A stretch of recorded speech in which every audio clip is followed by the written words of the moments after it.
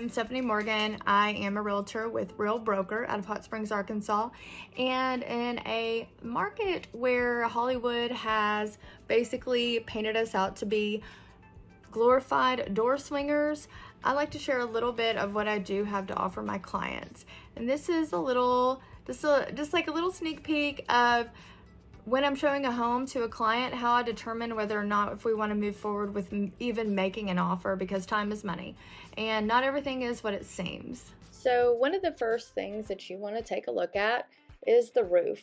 You're looking to see what kind of shape it's in, what kind of roof is it. This makes a big difference when it comes to insurance.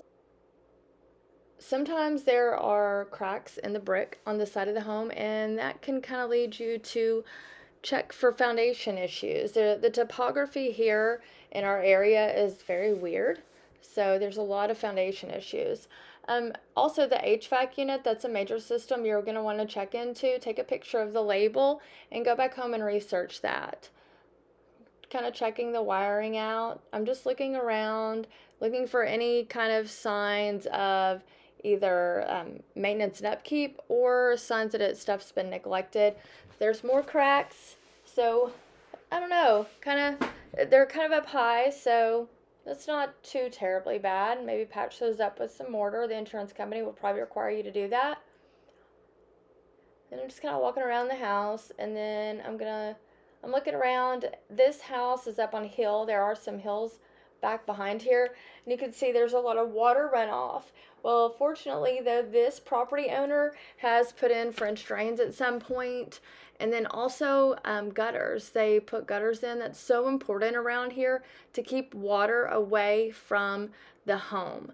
That's one of our major issues here in Hot Springs is our water like collecting around the foundation of a home. Also, you're going to want to check the water spigot, see what the pressure is like, turn it on. See, is it good? Is it bad? Is it working at all? And then you're kind of looking for things like this piece of wood right here. I would want that gone. That's termite food right there. I would probably not want that there. It's touching the ground. So I would probably want to do something right after that if I bought this house. Also, there's like this wood platform here, butted right up against the dirt, and that just seems like a really bad idea. As I'm walking around the house, I'm looking at different things like is there any unfinished wood here that the FHA VARD lender or appraisal inspection might not like? Exposed raw wood, it needs to really be painted or covered with siding. Okay, then I'm looking around. Okay, shrubbery right up against the house.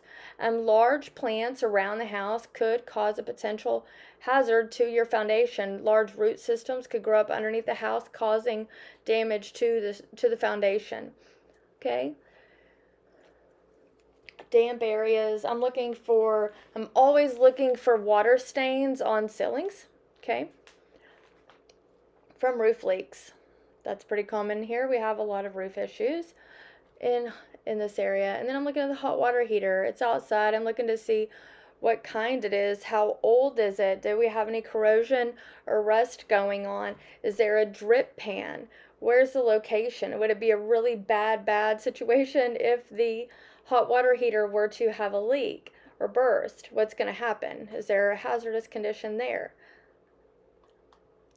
You can take a picture of these labels and go back and look them up, and because it's all coded, it's like it doesn't just say your model a lot of times. You have to look up the serial number for the manufacturer to figure out what your model of the hot water heater is. Now we're going to head into the house. I'm going to flip on all the lights, open up the curtains or blinds so that we can see really well. Okay, I'm going in. You also want to make sure it's safe too. And then I'm going to be continuously going around. I'm looking at the ceiling line. I'm looking for any gaps in the trim and the ceiling. I'm looking for water stains on the ceiling as well, again, for roof leaks. Also, sometimes I'll look around the floorboards to see if there's any gaps. And then this is the return unit for the HVAC system. I'm going to check and see, do these folks take care of their HVAC system? How does the filter look? Okay, maybe if I can go in a little bit deeper, how does it look back there? Okay, I know it's so invasive, right? But in my opinion, that's what makes me a great agent. So I'm just kind of checking for anything, any telltale signs of anything, right? I'm just like an investigator. I'm investigating. And I'm going to continue on through the house to see what else I can find. So here we go, a 3-prong plug-in. That's way better than a 2-prong plug-in. I'm no electrician, but I do have some common sense. And this tells me that the electrical isn't too terribly out of date. If it was 2-prong, I would be nervous.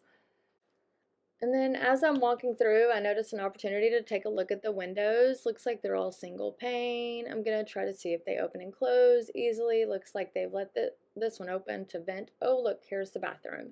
First thing I'm going to do is open the cabinets underneath the sink because if there are any secrets, that's where they're going to be. I'm looking for moisture and dampness. I'm just kind of touching around. Has anything been going on here? Is there any rotten wood? Then I'm going to turn on. I want to see what the water pressure is like. Seems decent.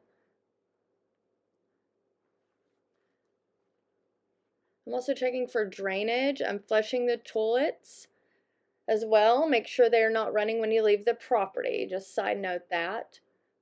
Okay, so checking that. I'm also looking for signs of mold and mildew as well. Oh, looks good.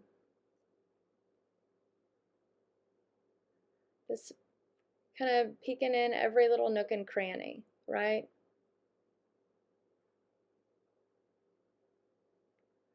Nothing there. And nothing there. No mice poop, so that's good. Not a breaker box. It's in this hallway closet. I'm not an electrician, but I do know how to use Google. And I do know that some breaker boxes have recalls on them and they are fire hazards. And sometimes you get lucky and folks do actually label their breaker boxes, which is really, really nice. So then we're going to go into the kitchen and we're going to look at all the appliances, try them out if we can, check the drawers for any rat poop or any wood rot, anything wonky. We're just checking it out, right? Okay, they all work. Nice solid wood. Okay, let's see here. Looks nice. And then we're going to work our way over here. Let's check out the vent-to-hood. I'm going to turn them on, turn on the different buttons. I'm going to turn on all the burners on high and touch them and see if they all work. Just be sure to turn everything back off. Always do a walk through when I'm leaving to double check everything, like especially sinks, toilets, and especially a stove range.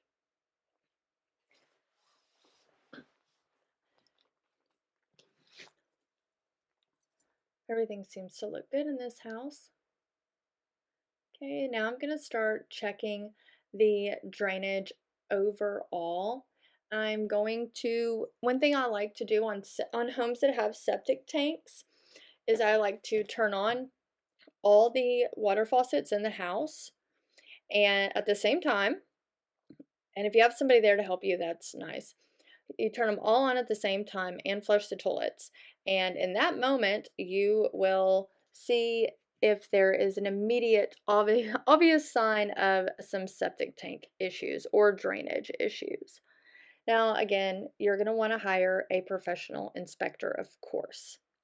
All I'm doing here as a realtor is deciding whether or not we want to make an offer and what kind of shape is this house really in.